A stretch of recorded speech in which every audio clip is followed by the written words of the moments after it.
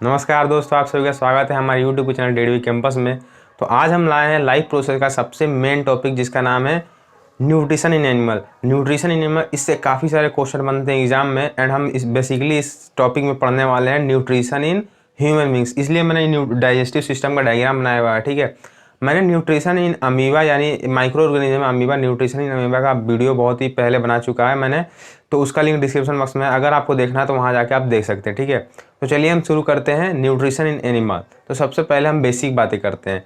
ठीक है, तो न्यूट्रिशन इन एनिमल, तो जैसे कि आप सभी जानते हैं जो एनिमल्स होते हैं वो होलोजोइक मोड ऑफ न्यूट्रिशन होते हैं। तो उनमें डिफरेंट स्टेप्स होते हैं न्यूट्रिशन को लेने का, न्यूट्रिशन का। ठीक है, जैसे में ingestion, digestion, absorption, assimilation and egestion, ये 5 डिफरेंट स्टेप्स होते हैं। ठीक है, तो उन डिफरेंट स्टेप्स को भी हम कवर करेंगे। ठीक है, तो उससे पहले मैं आपको बात बता दूं कि जैसा कि आप जानते हैं जो ह्यूमन बींग्स होते हैं वो हेट्रोट्रोपिक मोड, क्या कहते हैं, हाँ, हेट्रोट्रोपिक मोड ऑफ न्यूट्रिशन होते हैं। तो वो अपना खाना सेल्फ नहीं प्रिपेयर कर पाते हैं, वो पेड़ पौधे और एनिमल्स पे डिपेंड होते हैं। हम वीट, राइस, पल्स वगैरह तो प्लांट से लेते हैं, एंड जो हमारा कर्ड, मीट और एग वगैरह होते हैं वो हम एनिमल्स से लेते हैं। ठीक है, तो देखिए कुछ लोग होते हैं जो मीट भी खाते हैं, वो हमारा हो जाते हैं, वो हमारे मांसाहारी बोलते हैं। ठीक है, उनको हिंदी में on the basis of their food habit, मतलब कि जो ह्यूमन बींग्स होते हैं on the basis of their food habits, उनको 3 भागों में डिवाइड किया गया। ठीक है, ओमनीवरस, कार्निवरस एंड हेर्बिवरस। ये बहुत ही बेसिक बातें हैं जो कि हम 3rd, 4th, 5th क्लास में भी पढ़े होंगे, तो मुझे इसके बारे में बताने की ज़्यादा ज़रूरत नहीं है। ठीक है, लेकिन फिर भी मैं शॉर्ट में बता दूँ। ठीक है, जो कार्निवरस होते हैं वो सिर्फ मांसाहारी होते हैं, वो मांस खाते हैं। जैसे लॉयन हो गया, वो सिर्फ मांस ही खाता है, तो वो आ गया कार्निवरस में। ठीक है, एंड हो गया दूसरा आता है ओमनीवरस। जो ओमनीवरस होते हैं वो दोनों खाते हैं, जैसे में हम लोग ह्यूमन बींग्स हो गए, हम दोनों खाते हैं, मांसाहारी भी हैं और शाकाहारी भी है, तो हम ओमनीवरस में आ गए। ठीक है, एंड तीसरा आता है हेर्बिवरस। हेर्बिवरस वो होते हैं जो सिर्फ शाकाहारी होते हैं, जो सिर्फ प्लांट्स पे डिपेंड होते हैं। जैसे में हमारा गोट हो गई, बकरी हो गई, वो मांसाहारी नहीं है। ठीक है, तो हमारा वो आ गई हेर्बिवरस में। ठीक है, तो अब हम बात करते हैं सबसे पहला step holozoic mode of nutrition का, इंजेशन। पहले मैं आपको बोर्ड पे लिख के बताता हूँ कि 5 डिफरेंट स्टेप्स कौन कौन से होते हैं। ठीक है, तो पहला होता है इंजेशन।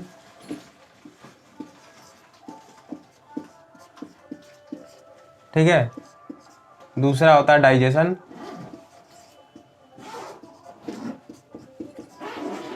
तीसरा होता है एब्जॉर्प्शन।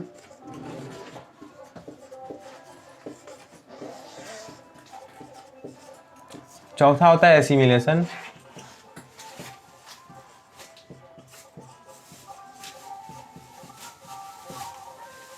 एंड पांचवा होता है इजेशन, सॉरी एक्सक्रीशन, इजेशन ही बोल सकते हैं। ठीक है, तो हम पहला सॉरी INGESTION होता है। ठीक है, तो हम स्टार्ट करेंगे इंजेशन से, फिर जाएंगे डाइजेशन भी, एब्जॉर्प्शन पे, एसिमिलेशन पे, एंड लास्ट टॉपिक हमारा एक्सक्रीशन पे। तो हम शुरू करते हैं इंजेशन। मैं पहले आपको बताता हूँ कि इंजेशन क्या होता है, फिर डाइजेशन। ठीक है, ऐसे में पहले चलते हैं। तो इंजेशन क्या होता है भाई, जब हम अपने खाने को टुकड़े को मुंह में लेते हैं, मतलब मुंह में डालते हैं, तो बस वही छोटा सा स्टेप होता है, उसी स्टेप को बोलते हैं हम इंजेशन। एंड दूसरा स्टेप आ जाता है डाइजेशन। जब हम खाना मुंह में ले लेते हैं, एंड मुंह में हमारा जो हमारा खाने का डाइजेशन है वो माउथ में स्टार्ट हो जाता है। ठीक है, जो हमारा टीथ होता है वो क्या करता है, फूड को कट करता है। ठीक है, तो वो हमारा हो जाता है फिजिकल डाइजेशन। एंड जब हमारा फूड जाता है हमारा स्टमक में, या फिर स्टमक में जाता है, उसके बाद इंटेस्टाइन में जाता है, तो वहाँ होता है हमारा केमिकल डाइजेशन। ठीक है, तो इसको हम बोलते हैं डाइजेशन। एंड तीसरा आता है एब्जॉर्प्शन। एब्जॉर्प्शन में क्या होता है, जो हमारा डाइजेस्टेड फूड है उसको एब्जॉर्ब किया जाता है ब्लड में, वो होता है एब्जॉर्प्शन। एंड जो एब्जॉर्ब फूड है उससे हमें रेस्पिरेशन के, जब रेस्पिरेशन होता है तब हमारा फूड, जो एब्जॉर्ब फूड है वो ब्रेक डाउन होता है। ब्रेक डाउन के बाद जो एनर्जी मिलती है उस प्रोसेस को बोलते हैं एसिमिलेशन। एंड जो लास्ट प्रोसेस होता है वो होता है एक्सक्रीशन। एक्सक्रीशन में क्या होता है, जो हमारा अनडाइजेस्टेड फूड है, जो हमने फूड को डाइजेस्ट कर लिया है लेकिन जो बाद में सॉलिड पेस्ट बचता है, जो कि हम डाइजेस्ट नहीं कर सकते हैं, उसे हम बोलते हैं एक्सक्रीशन। ठीक है, तो यहाँ मैंने आपको शॉर्ट में सारे सबके बारे में बताया, लेकिन मैं इसका डेफिनेशन में लिख देता हूँ, क्योंकि पेपर में इनका कभी कभी डेफिनेशन भी पूछ लिया जाता है। ठीक है, तो मैं इसका डेफिनेशन लिखता हूँ।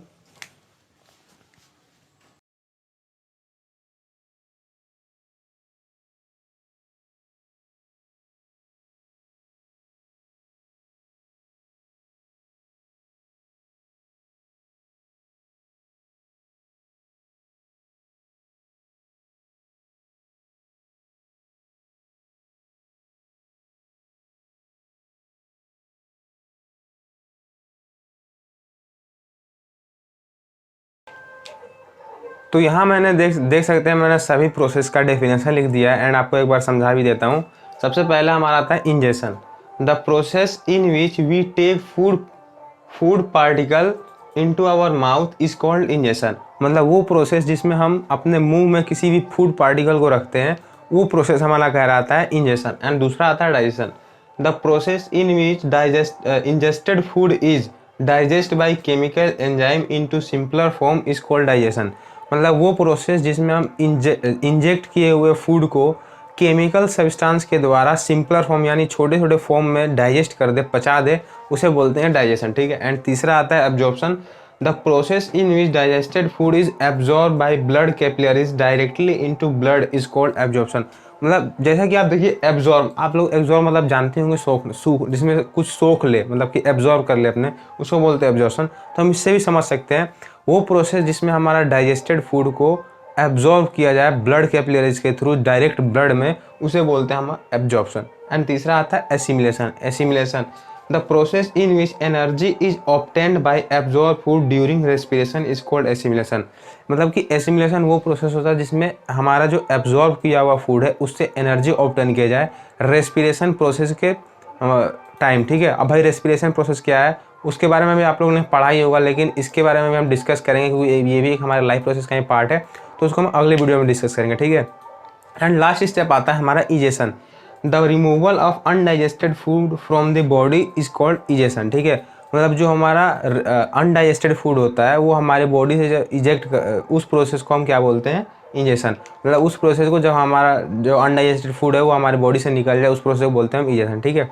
तो आई होप इतना आपको समझ में आया होगा। एंड आपको अगर ये लिखना चाहते हैं, ये हम मतलब कुछ पॉइंट्स से लिखना चाहते हैं तो आप इसे लिख सकते हैं। ठीक है। एंड आप इसको स्क्रीनशॉट ले लीजिए। ठीक है। क्योंकि हमारे पास इतना टाइम नहीं है एंड मैं इसको इरेज करना चाहूँगा। तो हमने बेसिक बातें जो समझ लिए एंड अपना टॉपिक, जो हमारा मेन टॉपिक है इस वीडियो का, उस पर हम आ चुके हैं। एंड वो हमारा टॉपिक है न्यूट्रिशन इन एनिमल। ठीक है। तो जैसा कि हमने बताया था, sorry, nutrition in human being. ठीक है। तो जैसा कि आप सभी को पता है, न्यूट्रिशन जो ह्यूमन बींग है वो होलोजोइक मोड ऑफ न्यूट्रिशन है। तो उनमें भी 5 वही स्टेप्स होंगे जो अभी मैंने कुछ देर पहले आपको समझाया था। एंड उसमें से सबसे पहला हमारा स्टेप था वो हमारा था इंजेक्शन। तो जो इंजेक्शन का डेफिनेशन है वो मैंने लिख दिया क्योंकि इंजेक्शन एक बहुत ही छोटा प्रोसेस। ठीक है। इसमें ज़्यादा कुछ एक्सप्लेन करने वाली बातें नहीं है। The process in which a complex food particle, complex मतलब कोई बड़ा सा फूड पार्टिकल जो हमारे ब्लड में डायरेक्ट एब्जॉर्ब नहीं हो पाता है। ठीक है। उसे हम कॉम्प्लेक्स बोल सकते हैं। ठीक है। The process in which a complex food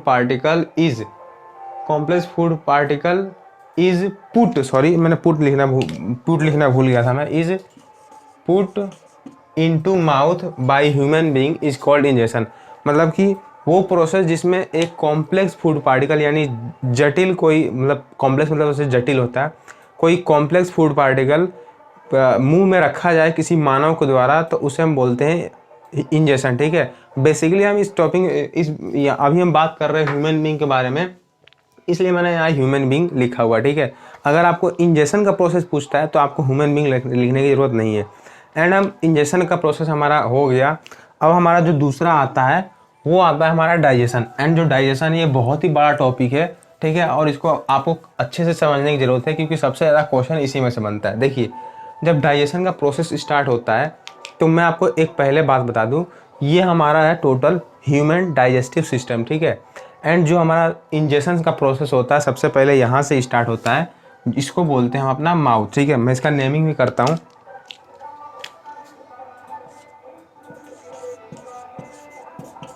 ठीक है। ये हमारा होता है माउथ जिसमें हम इंजेक्शन करते हैं। ठीक है। और जो हमारा उसके बाद हमारा प्रोसेस आता है डाइजेशन। और जो हमारा डाइजेशन का प्रोसेस है वो हमारा माउथ से स्टार्ट हो जाता है। कैसे? हमारे माउथ जो है उसमें क्या क्या होता है, टीथ होता है, मतलब दांत होते हैं, टीथ होता है। एंड दूसरा टंग होता है। ठीक है। जिसको हम जीभ बोलते हैं। एंड तीसरा होते हैं हमारे सेलेवरी ग्लैंड। ठीक है। तो जैसा कि हम जानते हैं कि ग्लैंड क्या होते हैं, भाई देखो हमारे डाइजेशन में हमारे दो चीज़ें रिस्पॉन्सिबल होते हैं, हमारे ऑर्गन्स और दूसरा हमारे डाइजेस्टिव ग्लैंड। जो हमारे डाइजेस्टिव ग्लैंड है वो 3 तरीके के हैं। क्या क्या? Liver, pancreas and salivary gland. और जो हमारे ऑर्गन्स हैं, मैं ऑर्गन्स के नाम यहाँ बता रहा हूँ। ठीक है। तो जो हमारा सैलिवरी ग्लैंड है वो हमारे माउथ में प्रेजेंट होता है, ठीक है। अभी मैं उसके बारे में डिस्कस करूँगा, पहले मैं आपको नेमिंग करके दिखाता हूँ, ठीक है। ये हमारा टोटल डाइजेस्टिव सिस्टम है और सबसे पहला हमारा जो ऑर्गन आता है वो आता है हमारा माउथ, जिसको हम बकल कैविटी भी कहते हैं, ठीक है। एंड दूसरा आता है ये हम इसको बोलते हैं फूड पाइप, एंड इसको हम नॉर्मल भाषा में फूड पाइप बोलते हैं, लेकिन अब हम बड़े क्लास में आ चुका है तो इसको थोड़ा नाम भी थोड़ा स्टैंडर्ड टाइप का हो जाता है, तो इसका नाम है ईसोफेगस।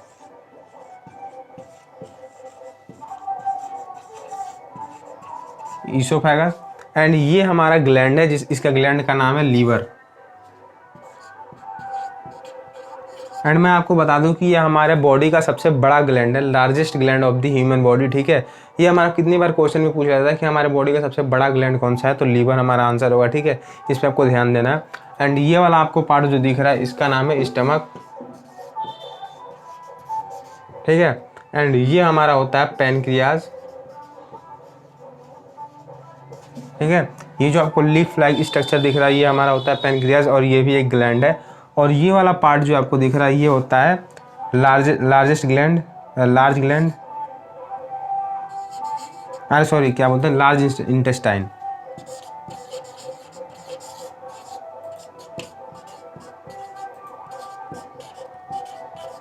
एंड जो आपको ये मिडल वाला पार्ट दिख रहा है ये होता है हमारा स्मॉल इंटेस्टाइन।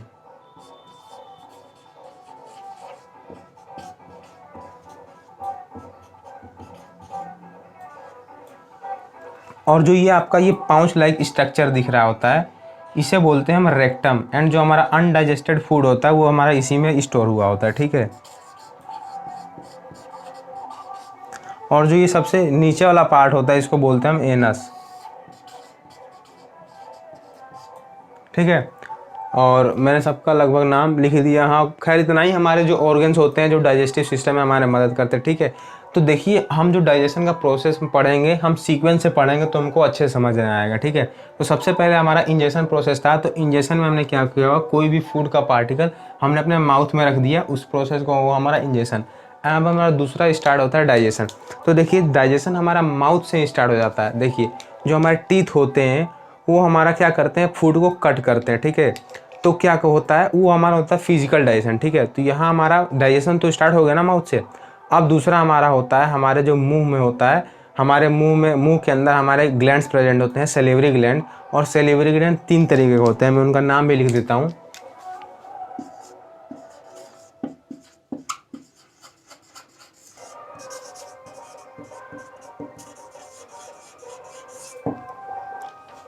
तो यहाँ ये हमारे जो सेलिवरी ग्लैंड है वो 3 तरह के होते हैं, सबलिंगुअल, पैराटॉइड एंड सबमैग्लिलरी, ठीक है। तो ये जो 3 तरीके के हमारे सेलिवरी ग्लैंड है ये हमारा एक केमिकल सिक्रेट करता है जिसको बोलते हैं हम सलाइवा। एंड सलाइवा में कौन सा केमिकल होता है, सेलिवरी एमाइलेज। और सेलिवरी एमाइलेज का क्या फंक्शन होता है, जो हमारे फूड में जितने भी हमारे फूड में स्टार्च होते हैं ये हमारे स्टार्च का डाइजेशन करता है, और ये स्टार्च का डाइजेशन कार्बोहाइड्रेट में करता है, ठीक है। तो ये भी हमारा क्वेश्चन बन जाता है, जो हमारा सलाइवा का क्या फंक्शन होता है। देखिए मैं जितना भी चीज़ें बता रहा हूँ सबका क्वेश्चन बनता ही बनता है, ठीक है। जैसे कि मैंने अभी सलाइवा का फंक्शन आपको बताया, क्या फंक्शन था, जो सलाइवा होता है उसमें वो सेलिवरी एमाइलेज कंटेन करता है, और जो सेलिवरी एमाइलेज होता है वो क्या करता है, हमारे स्टार्च का डाइजेशन करता है कार्बोहाइड्रेट में, ठीक है। तो अभी हमने माउथ में क्या पढ़ा, सेलिवरी ग्लैंड के बारे में, ठीक है। ये तीनों उसका टाइप है, एंड सेलिवरी ग्लैंड का मैंने फंक्शन बता दिया। और सेलिवरी ग्लैंड स्टार्च का डाइजेशन कार्बोहाइड्रेट में करता है, ठीक है। और दूसरा हमारा आता है टंग। तो टंग एक मस्कुलर ऑर्गन है जो कि हमारे माउथ में प्रेजेंट होता है। एंड टंग का क्या काम होता है, जो हमारा फूड है तो फूड में सेलिवरी जो सलाइवा है उसको अच्छे से मिक्स करता है, और जो हमारा फूड है वो वाटरी हो जाता है, मतलब कि थोड़ा मॉइस्ट हो जाता है, ठीक है। एंड मॉइस्ट होने का क्या फंक्शन होता है, मतलब जो हमारा फूड है अच्छे से हमारा स्वेलो हो, मतलब कि नीचे की तरफ आए, जो क्योंकि हमारे जो ईसोफेगस पाइप है इसमें फंसे ना, मतलब कि फंसे ना, ठीक है। अगर जो अच्छे से गीला हो जाएगा तभी अच्छे से आ पाएगा, क्योंकि हमारा पाइप जो होता है ईसोफेगस पाइप वो बहुत ज़्यादा पतला होता है, ठीक है। तो अभी हमने माउथ में जितने भी मतलब कि टीथ था, सेलिवरी ग्लैंड था और टंग था, इन सभी का फंक्शन पढ़ा। और दूसरा आ जाता है हमारा ईसोफेगस। तो भाई ईसोफेगस में क्या होता है, जो हमारा ईसोफेगस क्या करता है, हमारे फूड को स्टमक तक लाता है, माउथ से स्टमक तक लाता है, ठीक है। अब भाई देखिए अब ऐसा सिस्टम नहीं होता है कि हमारा फूड यहाँ से यहाँ आया और हमारा फूड डायरेक्ट अंदर चला आया। हमारा फूड कैसे आता है, जो हमारा ईसोफेगस होता है उसमें एक रदमिक कंट्रैक्शन होता है, ठीक है।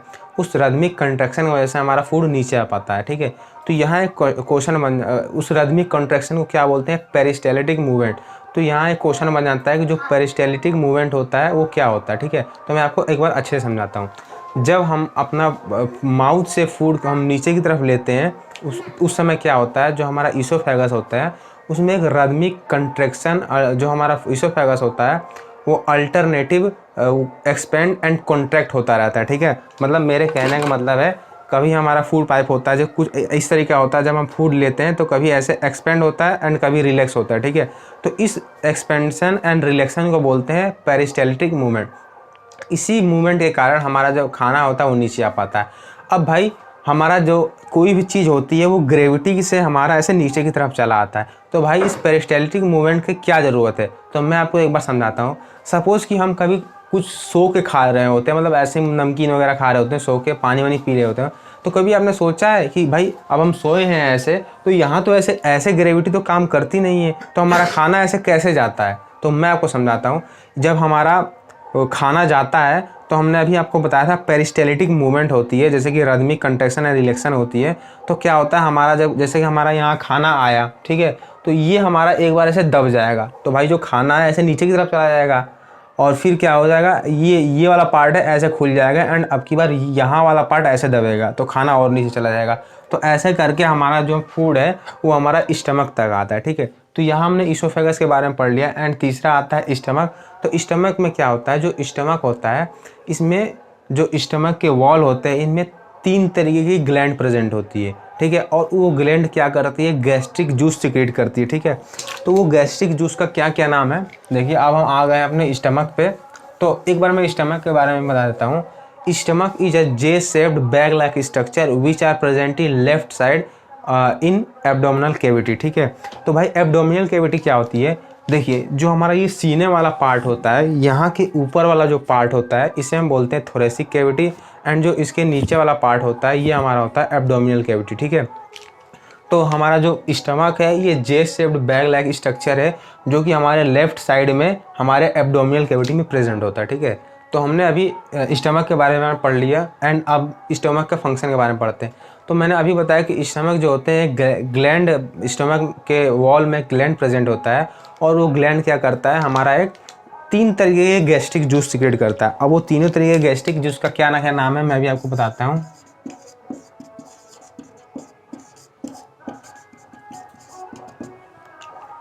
देखिए हमारा जो पहला गैस्ट्रिक जूस का नाम है उसका नाम है HCl, जिसका आप फुल फॉर्म जानते ही होंगे, हाइड्रोक्लोरिक एसिड, जो कि हमने केमिस्ट्री में पढ़ा था। अब भाई ये देखकर आप घबराना नहीं कि हमारे पेट में HCl निकलता है तो हमारा पेट फटता क्यों नहीं, भाई HCl इतना हार्ड एसिड होता है। तो मैं इसके फंक्शन अभी मैं आपको समझाऊंगा, ठीक है। एंड दूसरा होता है हमारा मस्कस, म्यूकस। एंड जो हमारा तीसरा होता है वो होता है हमारा पेप्सिन, ठीक है। तो ये हमारा 3 गैस्ट्रिक जूस है, ठीक है। आप तीनों का फंक्शन पढ़ते हैं, ठीक है। तो देखिए सबसे पहले हम फंक्शन पढ़ते हैं मस्कस का। तो भाई मस्कस क्या करता है, जो हमारा ये म्यूकस है, म्यूकस, और इसका मैं मस्कस नाम बोल रहा हूँ इसके लिए हम सॉरी, इसका नाम म्यूकस है, ठीक है। मस्कस कुछ और होता है, वो हम रेस्पिरेशन वाला टॉपिक पढ़ेंगे, ठीक है।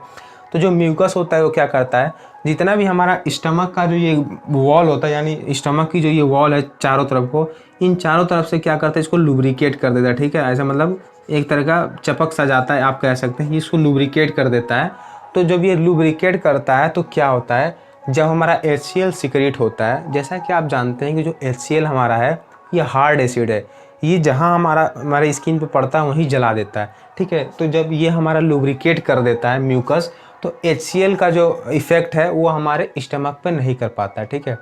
और HCl का एक और फंक्शन है कि हमारे फूड में जितने भी हार्मफुल बैक्टीरिया जम्स वगैरह हैं उन सबको किल कर देता है। तो हमने 2 फंक्शन पढ़ा, हमने म्यूकस, अभी तो म्यूकस के बारे में बात कर रहे हैं। तो म्यूकस का बस एक ही फंक्शन है, क्या कि जो हमारा ये वॉल है स्टमक का वॉल, इसको लुब्रिकेट कर देता है, ठीक है।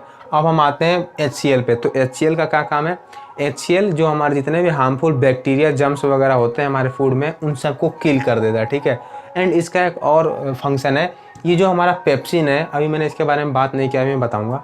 जो पेप्सिन है ये HCl हमेशा पेप्सिन जो एसिडिक मीडियम में काम करता है। एंड जैसा कि आप जानते हैं HCl हमारा एसिड है, तो हमारे पेप्सिन को एसिडिक मीडियम में कन्वर्ट कर देता है और इसका फंक्शन को एक्टिवेट कर देता है, तभी ये अपना वर्क कर पाता है। अब इसका क्या काम होता है, हमारे फूड में जितने भी प्रोटीन होता है सबका डाइजेशन हमारा पेप्सिन ही करता है, और ये कब करता है, HCl के प्रेजेंट में करता है। ठीक है, तो हमने इन तीनों का फंक्शन पढ़ लिया और स्टमक का वही हमारा फंक्शन हो गया। ठीक है, अब हम आते हैं अपने अब हम जो हमारा फूड है सबसे पहले माउथ से आया हमारे स्टमक में, एंड अब इस स्टमक में हमारा थ्री हार्स तक स्टोर्ड होता है, मतलब लगभग 3 घंटे तक स्टोर होता है।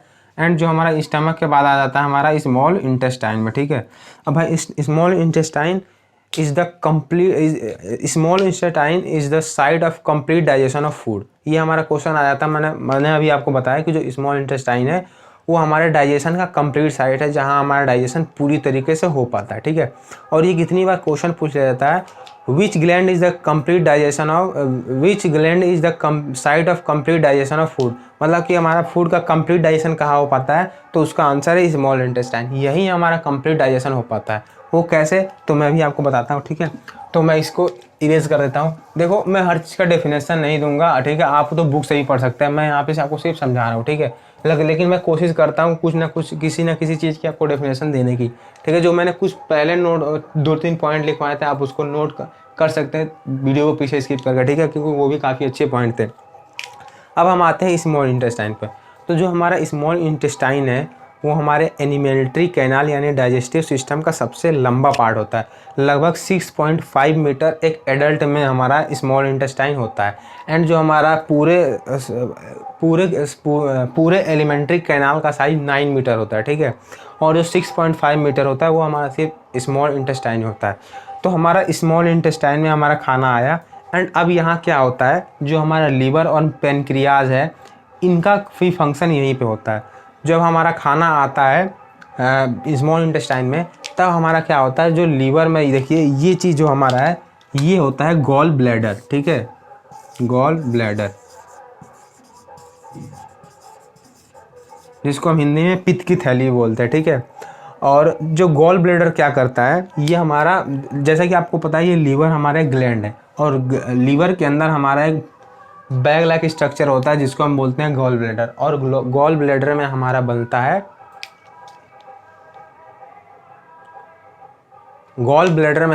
है बाइल जूस। और बाइल जूस का क्या फंक्शन होता है, देखिए पहले मैं आपको कुछ नेमिंग करके दिखा देता हूँ। यहाँ इसमें हमारा बनता है बाइल जूस। ठीक है, अब बाइल जूस का क्या फंक्शन होता है मैं भी आपको बताऊंगा, लेकिन उसके पहले ये जो आपको पाइप देख रहे हैं इसको बोलते हैं बाइल डक्ट।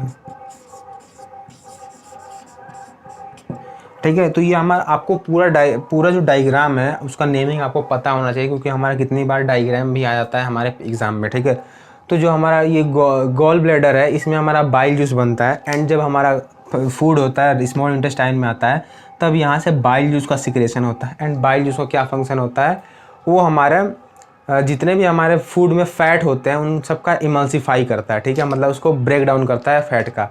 और इसका एक और फंक्शन होता है, जो हमारा बाइल जूस है वो बेसिक में उसका जो नेचर होता है वो बेसिक होता है, मतलब वो एल्कलाइन होता है। एंड जितना भी हमारा फूड होता है, अभी आपने देखा कि हमारा स्टमक में क्या एसिडिक हो गया था, लेकिन वो जितना भी फूड है उन सबको बेसिक मीडियम में करता है। क्यों, क्योंकि जो हमारा पेनक्रियाज है वो हमेशा हमारा बेसिक मीडियम में ही काम करता है, एल्कलाइन मीडियम में ही काम करता है। देखिए मैं एल्कलाइन और बेसिक बोल रहा हूँ, इनमें कन्फ्यूज नहीं होना, क्योंकि एल्कलाइन और बेसिक एक ही होता है। तो हमारा जितना भी एसिडिक फूड मीडियम था उन सबको यहाँ पे बेसिक कर देता है, ताकि हमारा पेनक्रियाज है अच्छे से वर्क कर पाए। एक बार मैं फिर से बताता हूँ, जो हमारा बाइल जूस था, बाइल जूस का क्या फंक्शन था, ये हमारे एसिडिक फूड मीडियम को एल्कलाइन मीडियम में कन्वर्ट करता है। एंड दूसरा, जितने भी हमारे फैट थे हमारे फूड में उन सब का डाइजेशन करता है, यानी ब्रेक डाउन करता है। ठीक है, अब देखिए क्या होता है, उसके बाद क्या होता है, जो हमारा पेनक्रियाज होता है ये तीन टाइप के डाइजेस्टिव एंजाइम सीक्रेट करता है। वो 3 टाइप के कौन कौन से है, पहला होता है पैनक्रियाटिक एमाइलेज,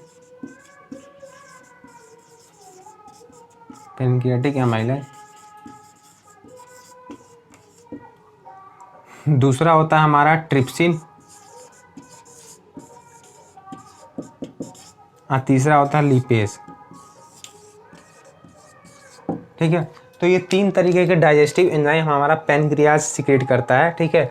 अब हम एक एक का फंक्शन पढ़ता है। पैनक्रियाटिक एमाइलेज क्या होता है, जैसे कि मैंने आपको बताया था, जो यहाँ पे सेलेवरी एमाइलेज था वो स्टार्च का डाइजेशन करता है, लेकिन फिर भी कुछ बच जाता है, मतलब पूरे तरीके से ये लगभग 30% ही स्टार्च का डाइजेशन कर पाता है, एंड जो अदर 70% है उसका डाइजेशन हमारा स्मॉल इंटेस्टाइन में होता है। एंड जो हमारा पैनक्रियाटिक एमाइलेज होता है, इसका फंक्शन यही होता है कि जितने भी स्टार्च है सबका डाइजेशन कर देता है कार्बोहाइड्रेट में, ठीक है। स्टार्च का डाइजेशन कार्बोहाइड्रेट में कर देता है। एंड दूसरा ये ट्रिप्सिन, अभी हमने आपको बताया था कि यहाँ पे पेप्सिन, यहाँ पे पेप्सिन नाम का एक एंजाइम सिक्रीट हुआ था जो कि हमारा प्रोटीन का डाइजेशन करता है हमारा स्टमक में, मैंने बताया था आपको, ठीक है। तो देखिए एक ट्रिप्सिन और पेप्सिन नाम थोड़ा सेम सा नहीं लग रहा है, ठीक है। तो इनका फंक्शन भी सेम है। ये हमारा जो ट्रिप्सिन था ये भी जो प्रोटीन बच गए हैं उनका डाइजेशन करता है, ठीक है। एंड तीसरा आ जाता है लिपेज। लिपेज क्या करता है, जो हमारा बाइल जूस का फंक्शन था वही फंक्शन हमारा लिपेज का भी है। जो बाइल जूस है उसका क्या फंक्शन था कि फैट को ब्रेक डाउन करता है, फैट का इमल्सिफिकेशन करता है, लेकिन वो पूरी तरीके से नहीं कर पाता है, ठीक है। तो जो बच जाते हैं उनका फर्दर इमल्सिफिकेशन करता है हमारा लिपेज, ठीक है। तो हमने इन तीनों का भी फंक्शन पढ़ लिया। अब हमारा आता है लास्ट स्टेज डाइजेशन का, जो मतलब लास्ट नहीं, उसके बाद एक स्टेप है, सॉरी। तो वो हमारा क्या करता है, जो हमारा स्मॉल इंटेस्टाइन होता है उनमें हमारा ग्लैंड प्रेजेंट होते हैं, और वो ग्लैंड क्या करता है, जो कि हमारा बहुत ही कम बच जाते हैं डाइजेस्ट करने के लिए, उन सब का डाइजेशन वो करता है, ठीक है। एंड जो स्मॉल इंटेस्टाइन के ग्लैंड्स है इनकी स्टडी हम हायर क्लास में पढ़ेंगे, 11th या 12th क्लास में पढ़ेंगे, ठीक है। तो अभी उन पर ज़्यादा ध्यान देने की जरूरत नहीं है और उनके बारे में पूछे भी नहीं जाता है, ठीक है। तो अब हमने स्मॉल इंटेस्टाइन का भी पढ़ लिया फंक्शन। एंड स्मॉल इंटेस्टाइन के बाद क्या होता है, यहाँ पे हमारा डाइजेशन हो जाता है कंप्लीट, ठीक है। हमने डाइजेशन का प्रोसेस पूरा पढ़ लिया और इसमें बहुत सारे क्वेश्चन बन जाते हैं। मैंने अभी सिर्फ आपको समझाया है, इसका इंपॉर्टेंट क्वेश्चन की डिस्कशन हम अगले वीडियो में करेंगे, ठीक है। लेकिन अभी हम चलते हैं अगले टॉपिक पर। अभी हमारा टॉपिक कंप्लीट नहीं हुआ। अब हमारा तीसरा टॉपिक क्या आ जाता है, डाइजेशन हो गया, उसके बाद आता है एब्जॉर्प्शन। तो एब्जॉर्प्शन में क्या होता है, हमारा जितने भी डाइजेस्टेड फूड है जो हमने डाइजेस्ट कर लिया है सिंपलर फॉर्म में, जो कि अब हमारे ब्लड में डायरेक्ट एब्जॉर्ब हो सकता है, ठीक है। तो अब हमारा क्या होता है, जो हमारा स्मॉल इंटेस्टाइन होता है, सपोज हमारा एक स्मॉल इंटेस्टाइन का एक छोटा सा पार्ट मैंने यहाँ बना के दिखाया है। तो इसमें क्या होता है, एक नहीं मतलब कि मिलियन, ठीक है, million 2 million small finger like projection होते हैं, जो कि हम अपने नेक डाई से नहीं देख सकते। इसको देखने के लिए हमें ज़रूरत पड़ते हैं माइक्रोस्कोप की, ठीक है। तो वो कुछ इस तरीके से प्रेजेंट होती हैं, ठीक है। इसको बोलते हैं विलाई। ये हमारा स्मॉल फिंगर लाइक प्रोजेक्शन होते हैं जो कि हमारे स्मॉल इंटेस्टाइन में प्रेजेंट होते हैं। एंड इसका नाम है विलाई। एंड इसका क्या फंक्शन होता है, इसका फंक्शन होता है ये हमारा जितना भी डाइजेस्टेड फूड है जो कि हमने सिंपलर फॉर्म में डाइजेस्ट किया हुआ है उन सब का एब्जॉर्प्शन करता है। अब ये एब्जॉर्प्शन कैसे करता है भाई, ये मतलब कि इसमें ना बहुत सारे ब्लड कैपिलरीज प्रेजेंट होते हैं छोटे छोटे, और भाई वहाँ पे बहुत सारा ब्लड होता है, तो डिफ्यूज़न के थ्रू हमारा क्या होता है, एब्जॉर्ब हो जाता है हमारे किसमें, ब्लड में, ठीक है। तो ब्लड के थ्रू क्या होता है, हमारा जितना भी फूड है वो हमारे हर एक सेल्स तक पहुंचता है, ठीक है। तो ये था हमारा एब्जॉर्प्शन का प्रोसेस। एंड चौथा प्रोसेस आता है एसिमिलेशन। एसिमिलेशन में क्या होता है, जो कि हमारा एब्जॉर्ब किया हुआ फूड है वो रेस्पिरेशन के प्रोसेस के वक्त जब हमारा फूड का ब्रेक डाउन होता है तो उस समय उसको जब एनर्जी मिलती है, तो हमारे बॉडी को, हमारे सेल्स को जब एनर्जी मिलती है उस प्रोसेस को बोलते हैं एसिमिलेशन। एंड हमारा सबसे लास्ट प्रोसेस आ जाता है, वो आ जाता है एक्सक्रीशन, इजेशन। तो इजेशन में क्या होता है, जो भी हमने खाने को पचाया है वो क्या होता है, कुछ पार्ट ऐसा बच जाता है जो कि पूरी तरीके से डाइजेस्ट नहीं हो पाता है। एंड वो जो डाइजेस्ट नहीं हुआ है वो हम अपने ब्लड में डायरेक्ट एब्जॉर्ब भी नहीं कर सकते, ठीक है, क्योंकि एक वो सॉलिड पेस्ट बन जाता है। वो क्या होता है, हमारे स्मॉल इंटेस्टाइन के बाद जाता है हमारे लार्ज इंटेस्टाइन में, ठीक है। देखिए मैंने आपको बताया था ना कि स्मॉल इंटेस्टाइन सबसे लंबा पार्ट होता है हमारे एनिमल कैनाल का, लेकिन ये हमारे लार्ज इंटेस्टाइन से भी बड़ा होता है। तो मैं आपको बता दूं कि ये इतना बड़ा होने के बाद भी स्मॉल क्यों कहलाता है। देखिए स्मॉल लार्ज इसकी लेंथ पे नहीं डिपेंड है, ये डिपेंड है, ये हमारा मतलब कि इसका जो वो होता है हमारा थिकनेस होती है ये बहुत कम होती है, मतलब ये बहुत ज़्यादा पतला होता है, इसलिए हम इसको स्मॉल बोलते हैं, और जो लार्ज इंटेस्टाइन होता है वो बहुत ज़्यादा मोटा होता है, इसलिए इसको बिग बोलते हैं। यानी हम कह सकते हैं इसकी थिकनेस में ही डिपेंड है स्मॉल और लार्ज कहना, लेकिन हम इसके लेंथ पे डिपेंड नहीं है, ठीक है। तो अब हमारा क्या होता है, जो स्मॉल इंटेस्टाइन में हमारा खाना पच चुका है वो हमारे लार्ज इंटेस्टाइन में जाता है, और लार्ज इंटेस्टाइन में जाने के बाद क्या होता है कि जितने भी हमारा वाटर होते हैं उन सब का वाटर का एब्जॉर्प्शन हो जाता है हमारे लार्ज इंटेस्टाइन में, और जो हमारा सॉलिड पेस्ट बचता है हमारा, जिसको हम हिंदी भाषा मतलब कि इंग्लिश में फेसेस बोलते हैं, वो हमारे रेक्टम के थ्रू यहाँ पे जाता है, एंड यहाँ पर रेक्टम में स्टोर हो जाता है, ठीक है। ये जो हमारा पाउच लाइक स्ट्रक्चर है इसको बोलते हैं हम रेक्टम, ठीक है। एंड रेक्टम में स्टोर रहता है, एंड जब हमारा रेक्टम पूरी तरीके से भर जाता है, पूरी तरीके से फिल हो जाता है, तब हमको प्रेशर होता है, एंड यहाँ से जितना भी अनडाइजेस्ट फूड है सब यहाँ से रिमूव हो जाता है, एंड इस जगह को क्या बोलते हैं, एनस, ठीक है। जहाँ से रिमूव होता है इसको बोलते हैं एनस, ठीक है। एंड अब हमारा क्या हुआ, रिमूवल हो गया, तो इस प्रोसेस को बोलते हैं इजेशन। एंड मैंने इजेशन का डेफिनेशन कुछ देर पहले ही आपको लिख कर दिखाया था, अगर आपको नहीं, अगर मैं नहीं लिख रहा हूँ, ठीक है, आप वहीं से वीडियो को स्किप करके देख सकते हैं, ठीक है। तो ये हमारा था पूरा digestive system in nutrition in human beings. तो गाइस आपको वीडियो कैसी लगी, वीडियो अच्छी लगी तो वीडियो को लाइक कर दीजिए, अगर आप चैनल पर नए हैं तो चैनल को सब्सक्राइब कर दीजिए, अगर आपके पास टाइम हो तो मेरी वीडियो को शेयर जरूर करिए, एंड वीडियो को अच्छी लगी तो वीडियो को लाइक करिए। तब तक के लिए गुड बाय, एंड मैं आपसे मिलता हूँ अगली वीडियो में।